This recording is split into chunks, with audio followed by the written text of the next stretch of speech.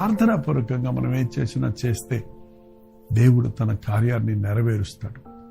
ప్రార్థన నేర్పించయ్యా అని ప్రభుని అడుగుదాం. పరిశుద్ధుడ, ప్రేమగల్ల తండ్రి, ప్రార్థన లేకుండా మేము చేసే పనులన్నీ నిలవవు. కానీ ప్రార్థనాపూర్వకంగా మేము చేసే పనులు ఎన్నటన్నటికీ నిలబడే ఆశీర్వాదాలను పొందుకుంటాం కనుక అవి నిలిచి ఉంటాయని నమ్మటానికి సహాయం చేయి. వ్యక్తిగతమైన ప్రార్థన మాకు నేర్పించము. సంఘముగా మేము ప్రార్థనలో కూడినప్పుడు మా కొరవే కాక మరి అనేకుల కొరకు నీ సన్నిధిలో విజ్ఞాపన చేయుటకు సహాయం చేయి. ఎవరెవరు ఎక్కడి నుంచి ప్రార్థనలో ఏకీవిస్తున్నారో వారి కుటుంబాల్లో నీ సన్నిధిని మెండుగా అనుగ్రహించమని క్రీస్తు నామములో అడుగుచున్నాను తండ్రి. ఆమేన్.